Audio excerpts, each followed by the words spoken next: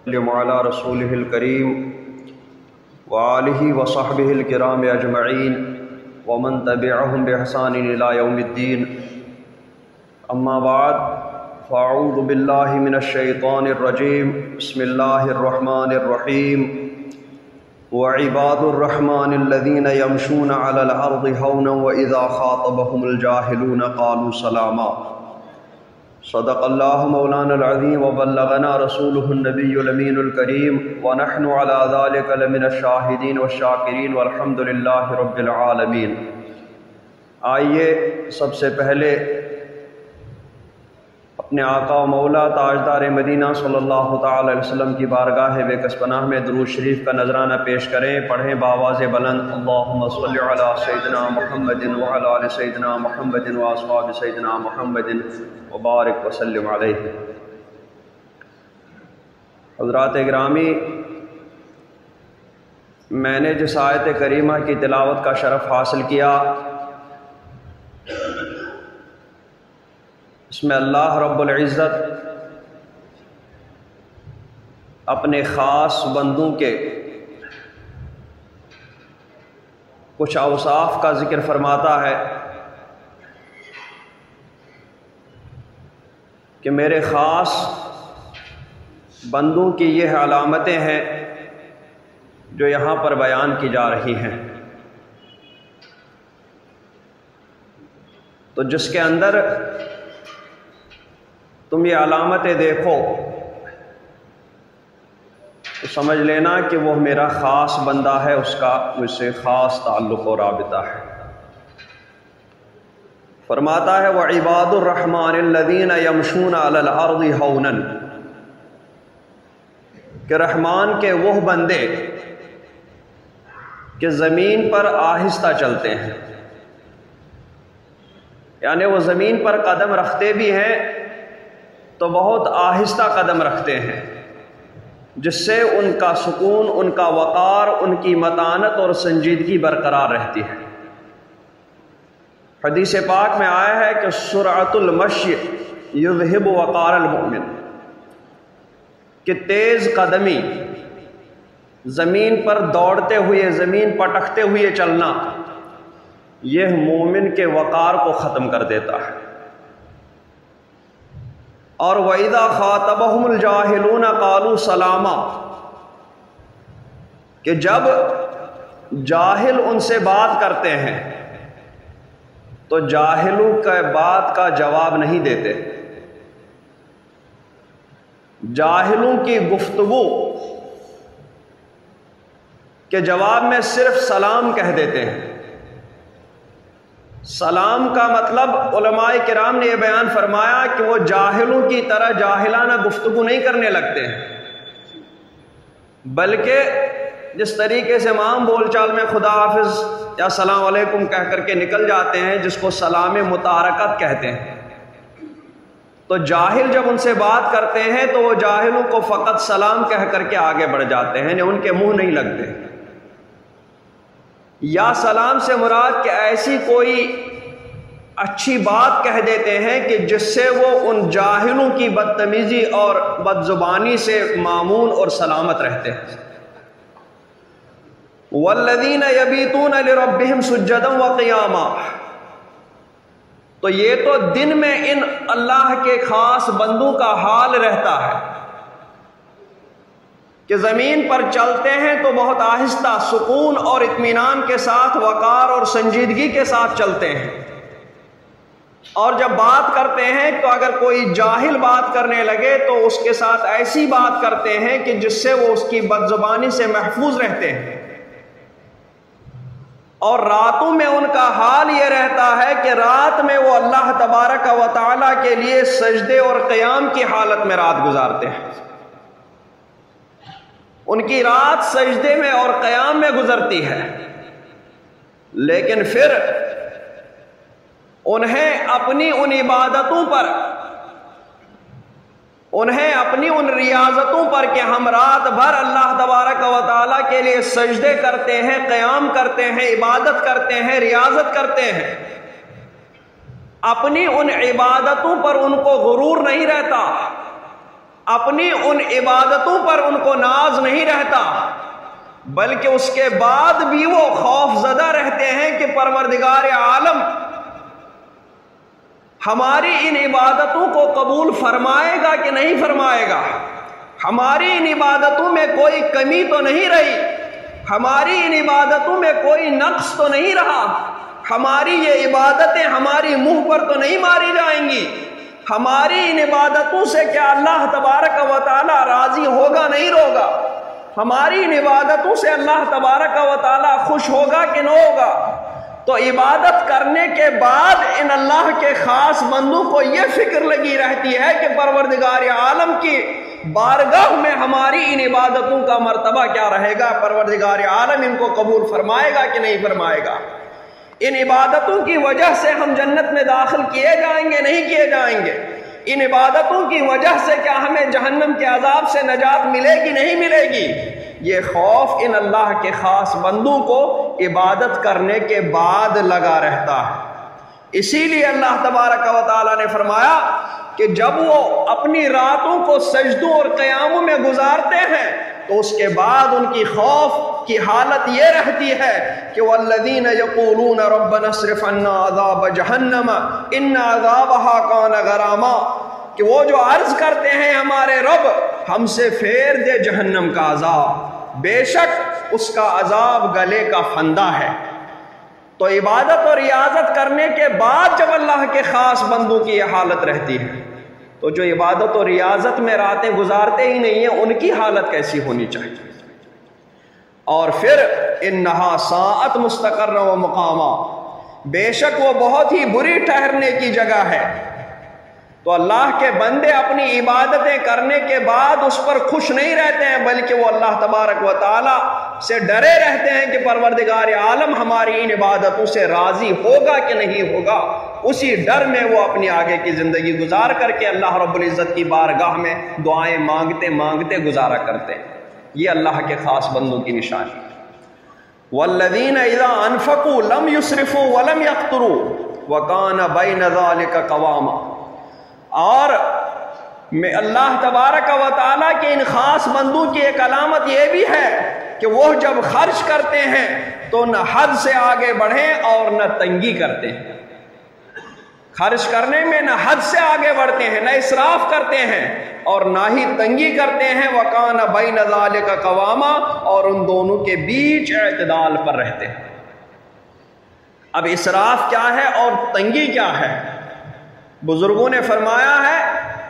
کہ معصیت میں خرچ کرنا اگر تھوڑا ہی کیوں نہ ہو وہ بھی اسراف کہلائے گا، اور نیکیوں میں خرچ کرنا اگر کتنا ہی زیادہ ہو وہ اسراف نہیں کہلائے گا۔ تو اسراف،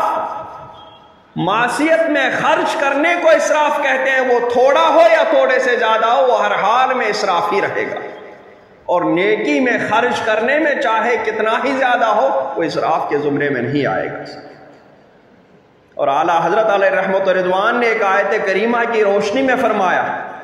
کہ سرکار کو تو یہ حکم ملا کہ لا تجعل یدک مغلولۃ الی عنقک ولا تبسطها کل البسط، کہ ہر حال میں اعتدال میں رہیں، نہ تو بالکل ہی خرچ کرنا بند کر دیں اور نہ ہی ہاتھوں کو پوری طریقے سے کھول کر یعنی پورا بہا کر کے دیں،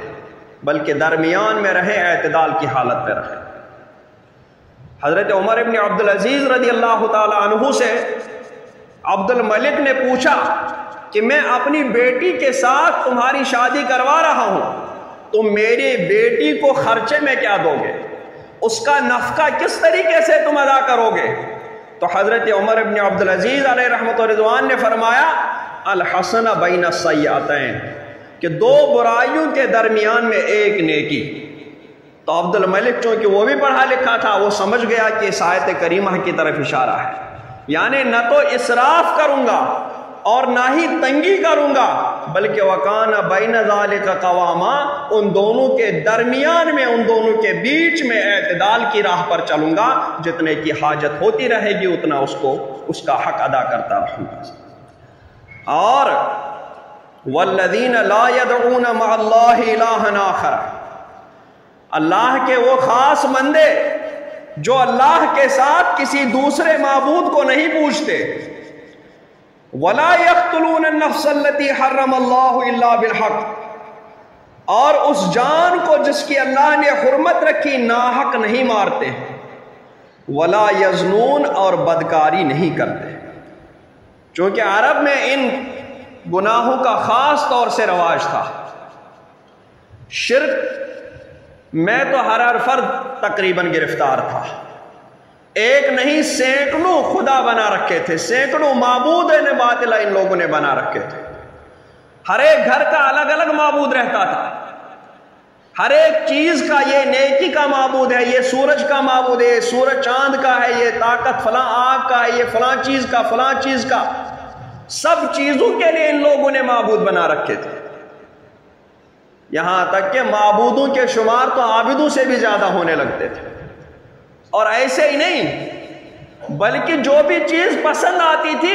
اس کو سامنے رکھ کر کے اس کو معبود بنا لیا کرتے تھے. ہندوستان میں تو یہ تھا کہ جو بھی چیز طاقتور نظر آتی تھی اس کو لا کر کے سامنے رکھ کر کے اسی کے سامنے سجدہ ریز ہو جاتے تھے، اس کو معبود بنا لیتے تھے. عربوں میں یہ رہتا تھا کہ گھر سے ایک معبود کو لے کر چلتے تھے. آٹے کا معبود، پتھر کا معبود بنا کر کے اس کو ساتھ لے کر سفر پر چلتے تھے.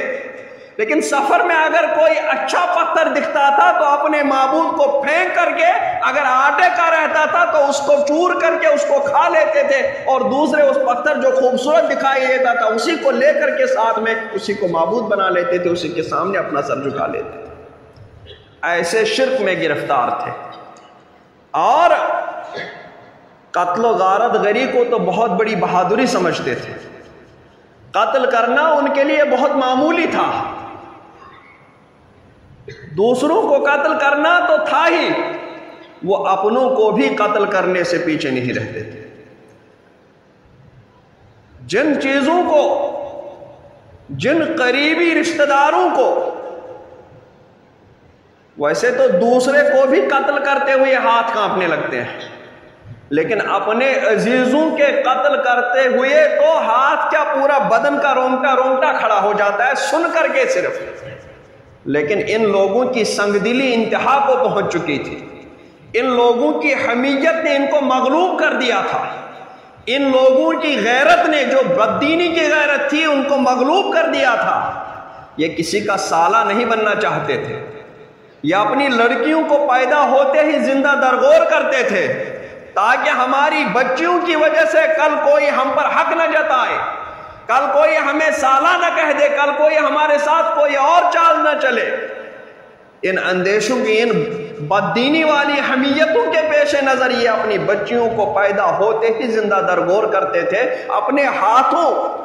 ان کو قبروں میں، ان کو گڈھوں میں پھینک کر کے وہ گڈھے پاٹ دیتے تھے. ان بچیوں کی، ان معصوم بچوں کی صداؤں سے، ان کی آوازوں سے ان کو کوئی فرق نہیں پڑتا تھا. وہ چیختے ہوئے، چلاتے ہوئے کہا کرتے تھے وہ بچے کہ تم ہمیں کیوں قتل کر رہے ہو؟ کون سے جرم ہم نے کیے ہیں؟ کون سے گناہ ہم نے کیے ہیں؟ کس کا حق مارا ہم نے؟ کس وجہ سے قتل کر رہے ہو؟ لیکن یہ ان کی ایک بھی نہیں سنتی تھی. ان کی حمیت ان کو اتنا مغلوب کر دیتی تھی کہ انہیں ان کی چیخوں سے کوئی فرق نہیں پڑتا تھا، اور وہ اپنے بدستور ان پر مٹی ڈالے رہتے تھے یہاں تک کہ ان کی چیخیں بھی بند ہو جاتی تھی. تو اس طریقے سے یہ لوگ قتل کو اپنی بہادری، اپنی حمیت اور اعلیٰ درجے کی حمیت سمجھتے تھے. لیکن اللہ کے خاص بندے لا یقتلون النفس التي حرم اللہ الا بالحق، وہ کسی ایسی جان کو جس کی اللہ نے حرمت رکھی ہے ناحق قتل نہیں کرتے تھے. اور حق کے ساتھ قتل کرنے کا مطلب یہ ہے کہ کسی نے اگر دوسرے کو قتل کر دیا تو اس کے بدلے میں قصاص میں اس کو قتل کیا جائے گا، تو یہ حق کے ساتھ ہوا، یہ ناحق نہیں ہوا. ولا یزنون، اور نہ بدکاری کرتے ہیں. بدکاری کا بھی دور دورہ تھا، یہاں تک کہ بدکار عورتیں تو اپنے گھروں میں جھنڈے لہرا کر کے وہ مردوں کو اپنے گھروں میں لے جایا کرتی تھی، ان کے ساتھ بدکاریاں کرتی تھی. اتنا بدکاری کا دور دورہ تھا.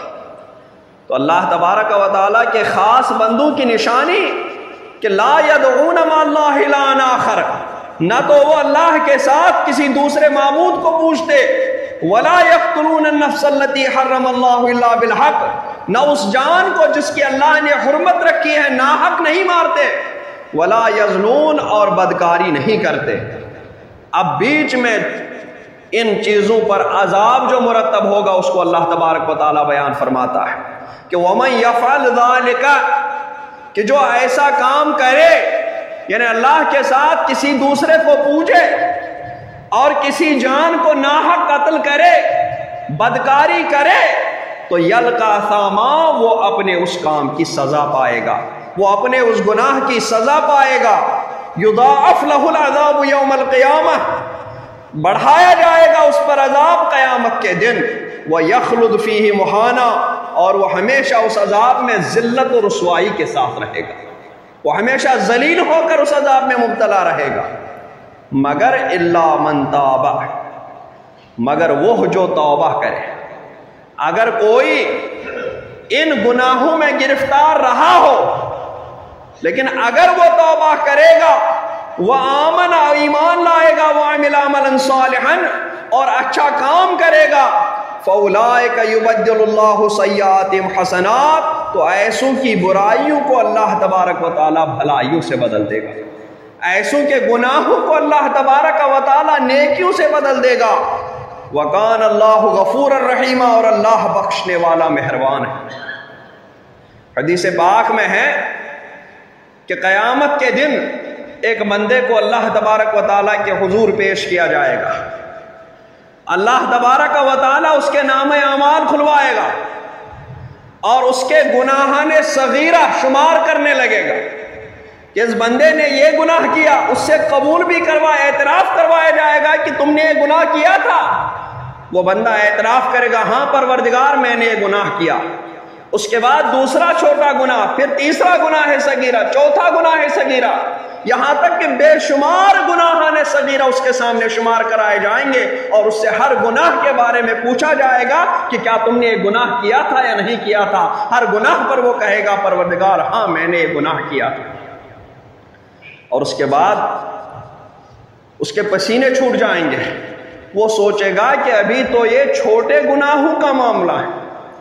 ابھی تو بڑے گناہ جو میں نے کیے ہیں وہ تو ابھی کھلے ہی نہیں ہیں۔ تو اللہ تبارک و تعالی اس کو پوچھے گا کہ اب تمہارے ساتھ کیا ہو سکتا ہے، تو بہت ندامت کے ساتھ، بہت ڈرا رہے گا، بہت خوف میں مبتلا ہوگا۔ اس کے بعد پروردگار عالم فرمائے گا کہ اس کے ہر گناہ کی جگہ پر ایک ایک نیکی لکھ دو، اس کے نام اعمال میں ہر گناہ کو مٹا کر کے ہر گناہ کے بدلے میں اس کو ایک ایک نیکی عطا کر دی جائے۔ تو جتنے بھی گناہ صغیرہ اس نے کیے ہوں گے اس کے سامنے بیان کیے جائیں گے، اس نے اعتراف کر لیے ہوں گے، ہر گناہ صغیرہ کے بارے میں اس کے بدلے میں اللہ تبارک و تعالی اس کو ایک ایک نیکی عطا فرمائے گا۔ اس طریقے سے اس کی بے شمار نیکیاں ہو جائیں گی۔ اب جب وہ اللہ تبارک و تعالیٰ کی رحمت کو اس قدر جوش میں دیکھے گا تو وہ عرض کرے گا پروردگار عالم میرے تو اور بھی بہت سارے گناہ تھے جن کو میں یہاں دیکھ نہیں رہا ہوں، میرے نام اعمال میں مجھے نظر نہیں آ رہے ہیں۔ تو بندہ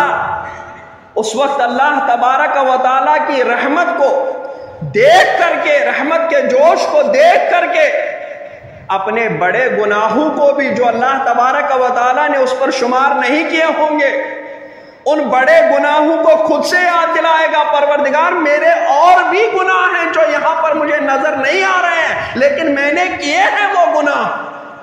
تو اس وقت جب سرکار دو عالم صلی اللہ تعالیٰ تاکہ ان گناہوں کے بدلے میں، جب ان چھوٹے چھوٹے گناہوں کے بدلے میں اللہ تبارک و تعالیٰ نے مجھے ایک ایک نیکی عطا فرمائی ہے، تو بڑے گناہوں کے بدلے میں تو اور مجھے اللہ تبارک و تعالیٰ نے کیا عطا فرمائے گا۔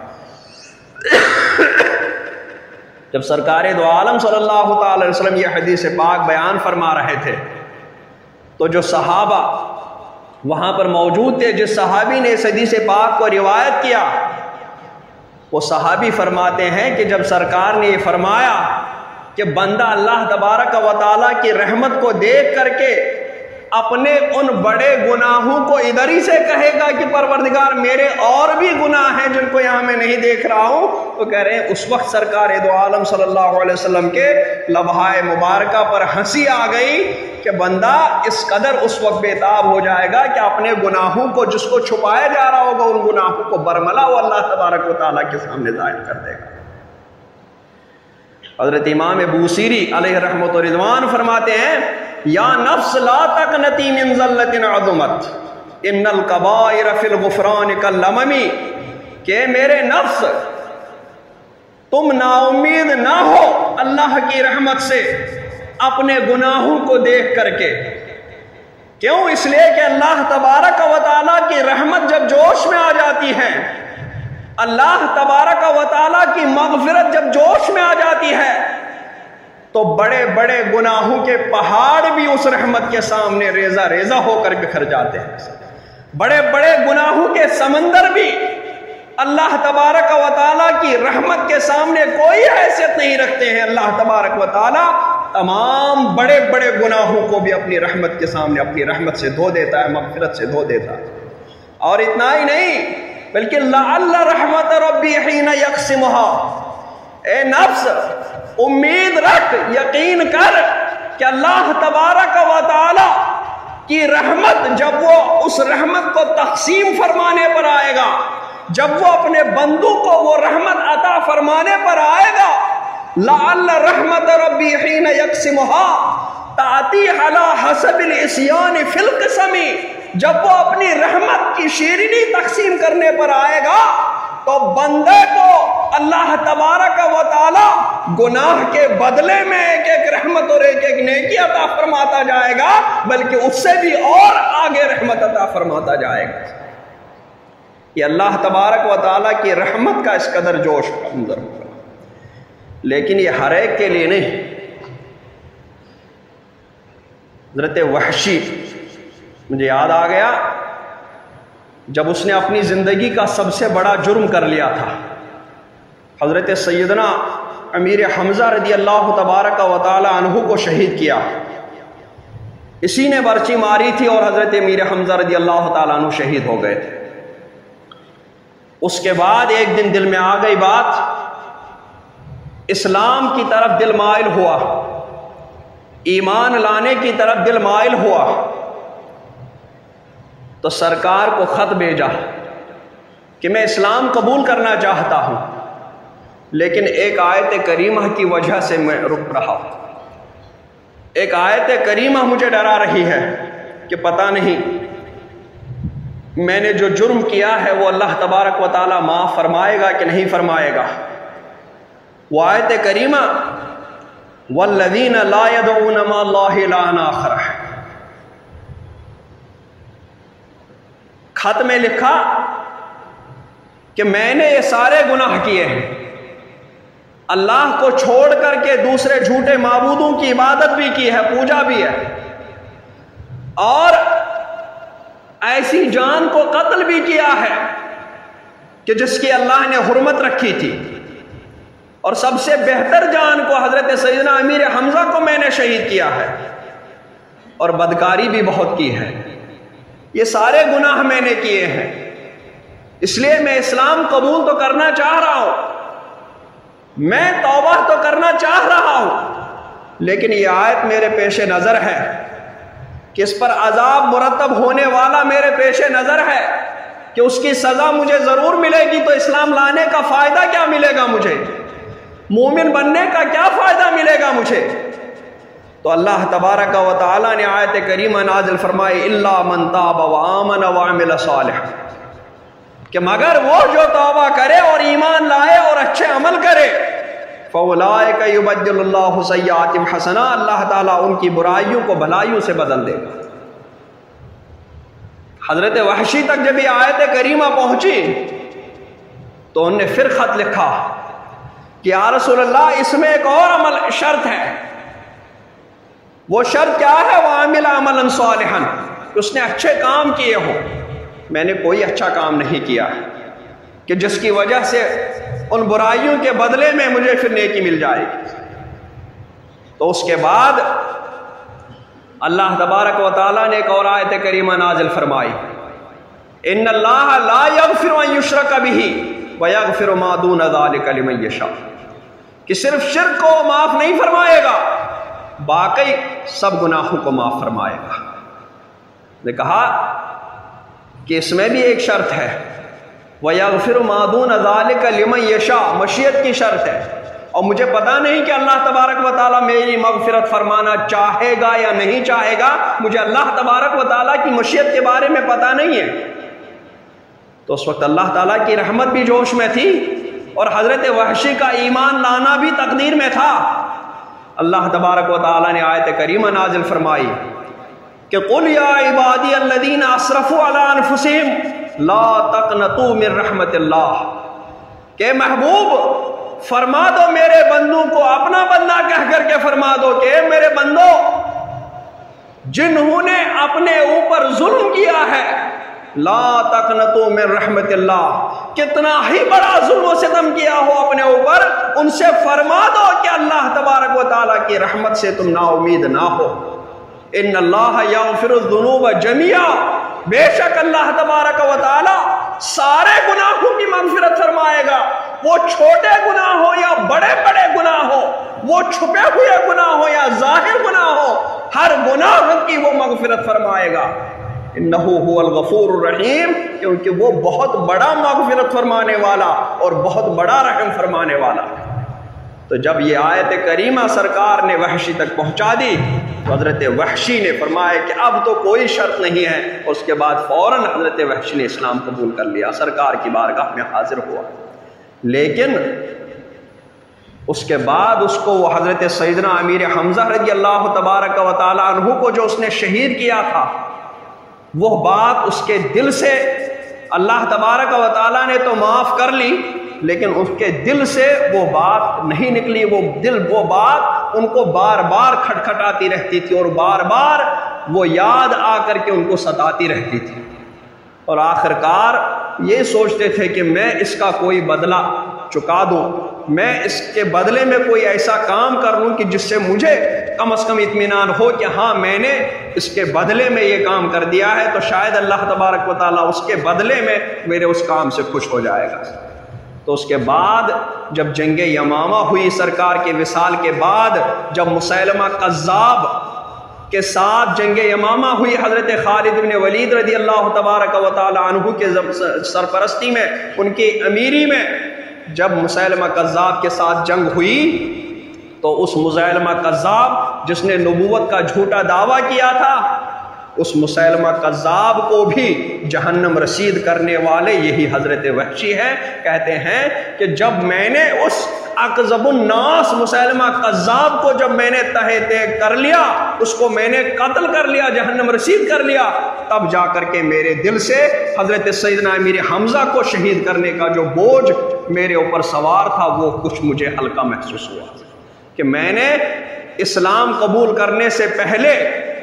خیر الناس سب سے بہتر آدمی کو شہید کر لیا تھا، لیکن اسلام قبول کرنے کے بعد میں نے سب سے بدتر آدمی کو قتل کر لیا۔ کہتے ہیں اس طریقے سے پھر مجھے تھوڑا دل میں ہلکاپن محسوس ہوا۔ اور ومن تاب وعمل صالحا، جو توبہ کر کے اچھے عمل کرے، توبہ کر لے لیکن اس کے بعد پھر اچھے عمل کرے، نیک عمل کرے، یہ نہیں کہ توبہ کی اور پھر اس کے بعد پھر وہی برے عمل کرتے رہے، توبہ کر لی اور پھر انہی بری باتوں میں گرفتار رہے۔ نہ، ومن تاب وعمل صالحا، جو توبہ کرے اور اچھے کام کرے، فإنہ یتوب الی اللہ متابا، تو وہی اللہ کی طرف ایسی توبہ کرتا ہے جیسی توبہ کرنا چاہیے۔ اللہ کی بارگاہ میں جیسے توبہ کرنی چاہیے ویسی توبہ صرف وہی کرتا ہے کہ جو توبہ کرنے کے بعد پھر اچھے عمل کرتا ہے، برے اعمال کو یکسر چھوڑ دیتا ہے، برے اعمال کو اپنے سے دور رکھتا ہے۔ والذین لا یشہدون، اور رحمان کے وہ خاص بندے، یہ پھر ایک صفت ہے، رحمان کے وہ خاص بندے جو جھوٹی گواہی نہیں دیتے، لا یشہدون الزور، جو جھوٹی گواہی نہیں دیتے۔ یشہدون کے معنی مفسرین کرام نے بتائے، ایک تو یہی کہ جھوٹی گواہی نہیں دیتے، اور دوسرا معنی تھوڑا اس سے وسیع ہے۔ جھوٹی گواہی دینا بھی بہت بڑا جرم ہے، بہت بڑا گناہ ہے۔ جھوٹی گواہی دے کر کے کسی کو پھنسانا، کسی بے گناہ کو پھنسانا، جس نے گناہ نہ کیا ہو اس کے اوپر گناہ لاد دینا، یہ اللہ کی بارگاہ میں بہت بڑا جرم ہے، بہت بڑا گناہ ہے۔ ایک مرتبہ سرکار دو عالم صلی اللہ تعالی وسلم نے شرک کے بارے میں کہا کہ لوگوں شرک سے بچو، معبودان باطلہ کو پوجنے سے بچو، اور اس کے بعد زنا سے بچو۔ اس کے بعد راوی کہتے ہیں کہ سرکار ٹیک لگائے ہوئے تھے، سہارا لیے ہوئے تھے کسی چیز کا۔ کہتے ہیں جب یہ دو باتیں بیان فرمائی، پھر اس کے بعد سرکار دو عالم صلی اللہ علیہ وسلم بیٹھ گئے، اور بیٹھ کر کے ارشاد فرمایا کہ جھوٹی گواہی دینے سے بچو، جھوٹی گواہی دینے سے بچو۔ کہتے ہیں کہ سرکار دو عالم صلی اللہ علیہ وسلم نے اس جملے کو اتنی مرتبہ دہرایا کہ جھوٹی گواہی دینے سے بچو،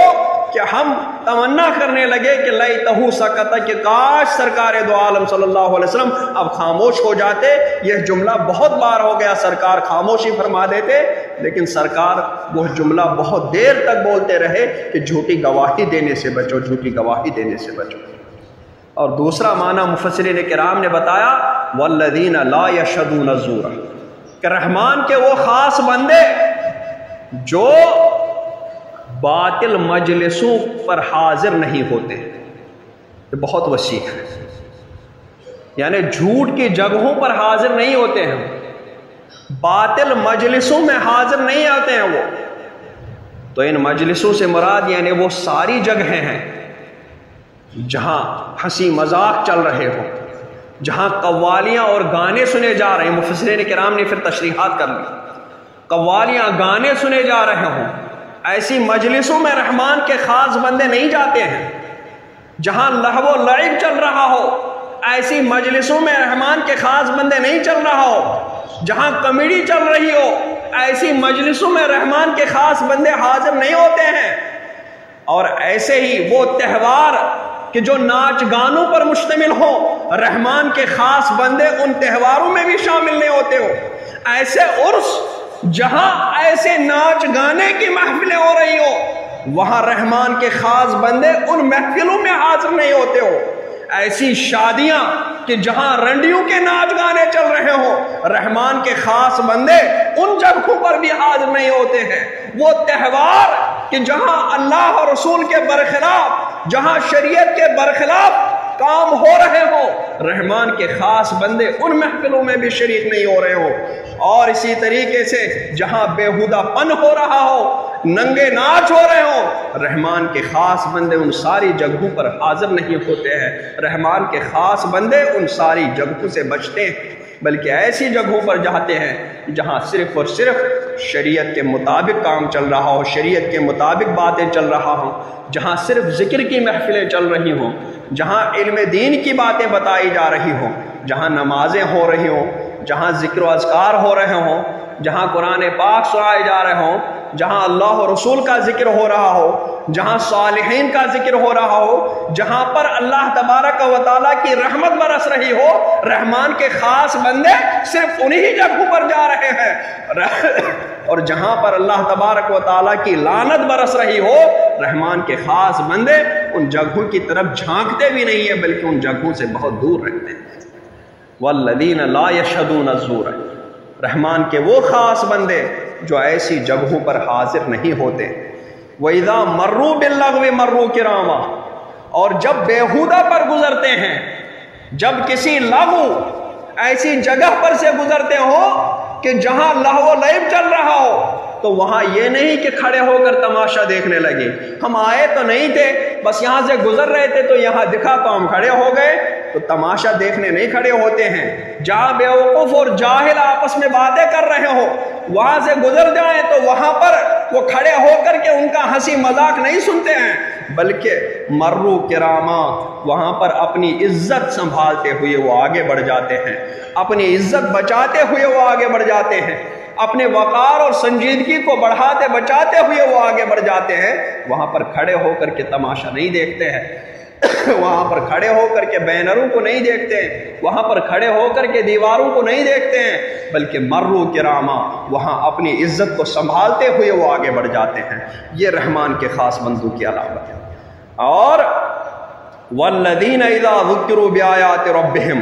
لم یخروا علیہا صما وعمیانا، رحمان کے وہ خاص بندے کہ جب انہیں ان کے رب کی آیتیں یاد دلائی جائے، انہیں قرآن پاک کی آیتیں یاد دلائی جائے، انہیں حدیث پاک کے الفاظ یاد دلائے جائے، انہیں شریعت کے احکام یاد دلائے جائے، تو وہ ان کا انکار نہیں کرتے ہیں، اندھے اور بہرے ہو کر کے نہیں گر پڑتے ہیں، بلکہ وہ ان احکام کو سر آنکھوں پر رکھ کر کے ان پر عمل کر کے دکھاتے ہیں۔ وہ ان آیتوں میں خوب غور و فکر کر کے، ان کو پڑھ کر کے، ان کو دل میں محفوظ کر کے وہ عمل کر لیتے ہیں۔ حدیث پاک کو سن کر کے وہ سر آنکھوں پر رکھ کر کے وہ عمل کر لیتے ہیں۔ احکام شرع کو سن کر کے ان کو پس پشت نہیں ڈالتے ہیں، بلکہ ان کو سن کر کے، ان کے غور و فکر کر کے، ان پر عمل کر کے دکھاتے ہیں۔ والذین یقولون ربنا ھب لنا من ازواجنا وذریاتنا قرۃ اعین واجعلنا للمتقین اماما، رحمان کے وہ خاص بندے جو عرض کرتے ہیں، رحمان کے وہ خاص بندے جو عرض کرتے ہیں ہمارے رب ہمیں دے ہماری بیویوں اور ہماری اولاد سے آنکھوں کی ٹھنڈک۔ تو مطلب رحمان کے خاص بندے شادیاں بھی کرتے ہیں، رحمان کے خاص بندوں کی اولاد بھی ہوتی ہے۔ تو رحمان کے خاص بندے وہ نہیں ہیں کہ جو ان سب سے کنارہ کشی کر کے جنگلوں میں جا کر کے بالکل خلق خدا سے دور، یا اولاد سے، اہل و عیال کو ایسے ہی چھوڑ کر کے وہ ان سے بہت دور جا کر کے عبادت اور ریاضت کر لیں اور ان کے حقوق ادا نہ کریں۔ رحمان کے خاص بندے وہ ہیں جو اہل و عیال کے حقوق ادا کر کے، اہل و عیال کو نان و نفقہ جو شریعت نے ان کے ذمہ لازم کر دیا ان کو ادا کریں گے، جو شادی بھی کر لیتے ہیں، جن کی اولاد بھی ہوتی ہے۔ جب صحابہ کرام رضوان اللہ تعالی علیہم اجمعین میں سے چند صحابہ نے ارادہ کر لیا تھا کہ ہم شادیاں نہیں کریں گے، ہم روزے رکھیں گے دن بھر اور ہمیشہ روزے رکھیں گے، ہم کھانا پینا ختم کر دیں گے، ہم سونا بالکل ختم کر دیں گے، تو جب ان صحابہ کرام نے اس طرح کا ارادہ کیا اور سرکار کو خبر ہوئی، سرکار تشریف لائے، سرکار نے فرمایا کہ تم لوگوں کے نفس کا بھی تمہارے اوپر حق ہے، جتنا حق ہے وہ تمہیں ادا کرنا ہے، اور میں کھاتا بھی ہوں پیتا بھی ہوں، میں شادی بھی کرتا ہوں، میری اولاد بھی ہے، تو میرے صحابہ تم بھی شادی بھی کر لو، میرے سنت پر میں نے شادی بھی کری ہے، اور شادی کرنا میری سنت ہے، جو میری سنت پر عمل نہیں کرے گا فلیس منی، تو وہ مجھ سے نہیں ہوگا۔ اس طریقے سے سرکار نے فرمایا کہ اولاد شادی کر لو، اس کو بھی تم نیکیوں کا ذریعہ بنا لو، اولاد اختیار کرو، ان کو بھی تم نیکی حاصل کرنے کا ذریعہ بنا لو، ان کی اچھی تربیت کرو گے تو کل جا کر کے جب تم دنیا سے جاؤ گے، جب تمہارا عمل کا کارخانہ بند ہو جائے گا، اس وقت وہی اولاد صالح تمہارے لیے دعا کرتی رہے گی، جو ثواب جاریہ کے طور پر تمہیں پہنچتا رہے گا۔ تم قبر میں لیٹے رہو گے، لیکن تمہاری اولاد کے ذریعے، تمہارے پسماندگان کے ذریعے، تمہارے بیوی بچوں کے ذریعے تمہارے لیے دعائیں ہو رہی ہوں گی، تمہارے لیے فاتحہ ہو رہا ہوگا، تمہارے لیے ایصال ثواب ہو رہا ہوگا، وہ سارا ثواب تم تک پہنچتا رہے گا تمہارے مرنے کے بعد بھی۔ اس لیے شادی یہ ثواب کے منافع نہیں ہے، یہ اللہ تبارک و تعالیٰ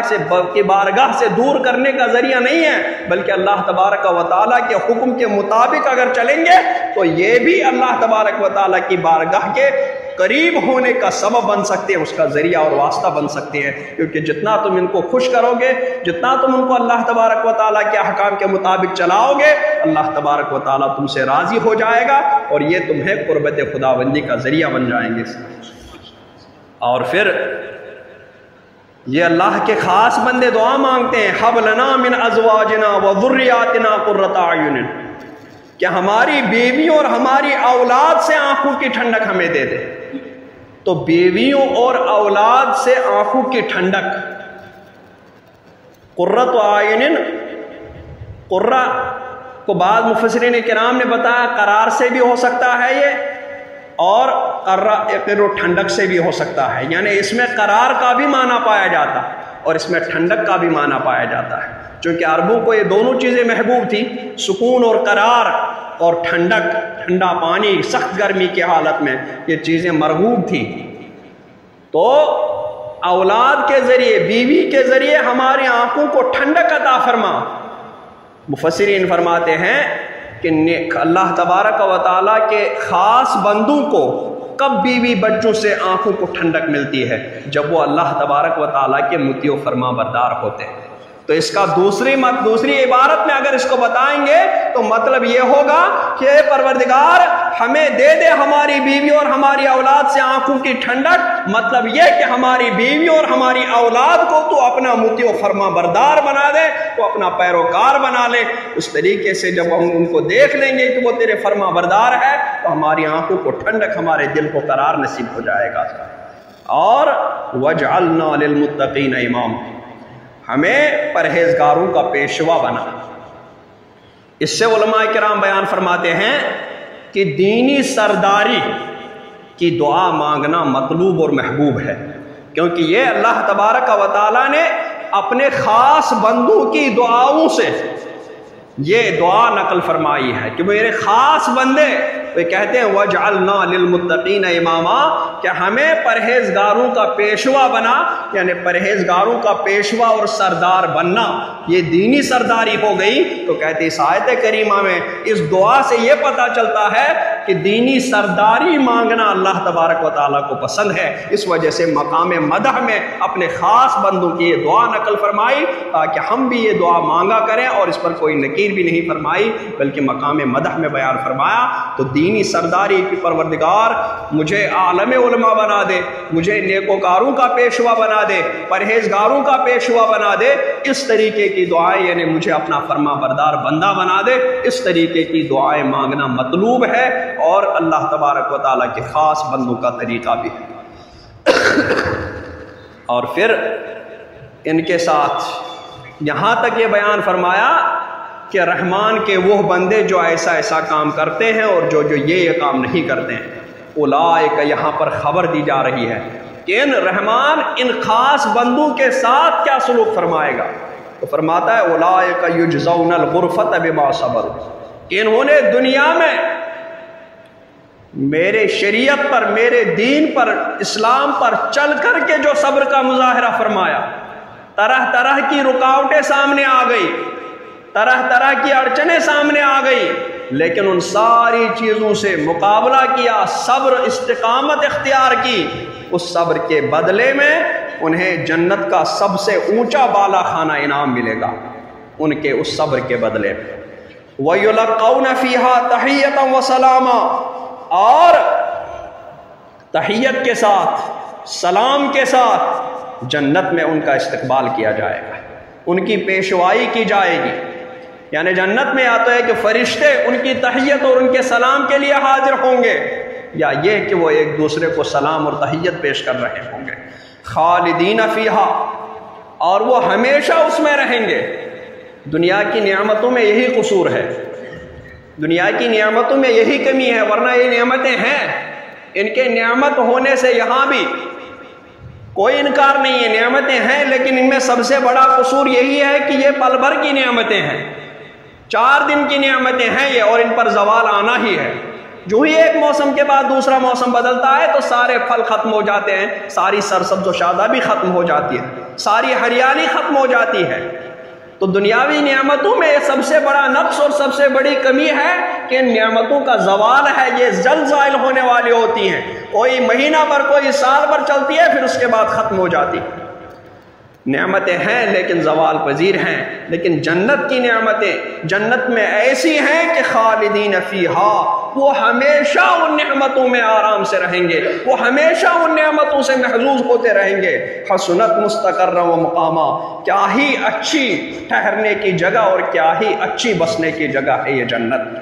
قل ما یعبؤ بکم ربی لولا دعاؤکم، اب پروردگار فرماتا ہے کہ اگر تم اللہ تبارک و تعالیٰ کی عبادت نہیں کرو گے تو اللہ تبارک و تعالیٰ کی بارگاہ میں تمہاری کچھ قدر نہیں، اگر تم اس کی عبادت نہیں کرو گے تو اس کو کوئی پرواہ نہیں ہے، تمہاری کوئی قدر نہیں ہے اس کی بارگاہ میں، پھر تمہارا ہی نقصان ہے۔ اگر تم سارے مل کر بھی اس کی عبادت کرو گے تو بھی اس کے کمال میں اضافہ نہیں ہوگا، اور اگر تم میں سے کوئی بھی اس کی عبادت نہیں کرے گا تو بھی اس کے کمال میں کوئی نقص نہیں آئے گا۔ وہ جیسا تھا ویسا ہے، ویسا ہی رہے گا، اس میں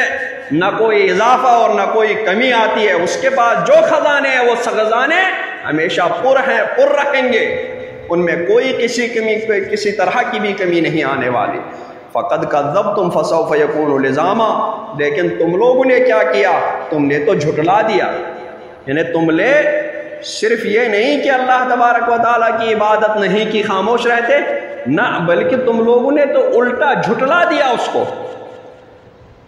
اب اس کو اگر اور تھوڑا وسیع کر لیں گے، تم یہ نہیں ہے کہ احکام شرع پر عمل نہیں کر رہے، نہ بلکہ الٹا ان میں بحث کرنے لگتے،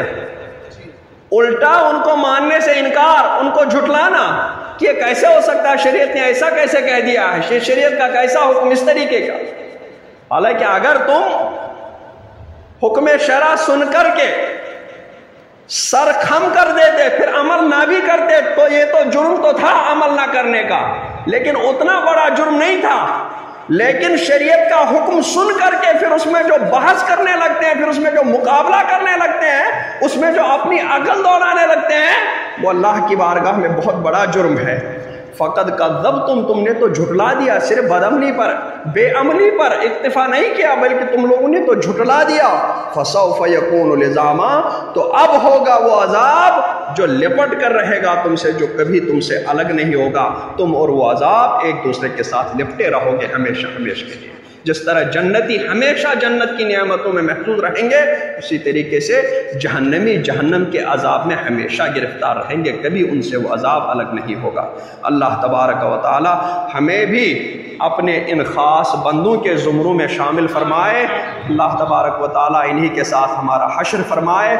اور اللہ تبارک و تعالی نے جو علامتیں بیان فرمائی ہیں، ان کے جو کام بیان فرمائے ہیں، اللہ تبارک و تعالی ہمیں بھی ایسے اعمال کرنے کی توفیق عطا فرمائے اور ہمیں بھی اپنا قرب عطا فرمائے۔ اقول قولی ھذا واستغفر اللہ لی ولکم ولسائر المؤمنین والمؤمنات والمسلمین والمسلمات الاحیاء منهم والاموات برحمتک یا ارحم۔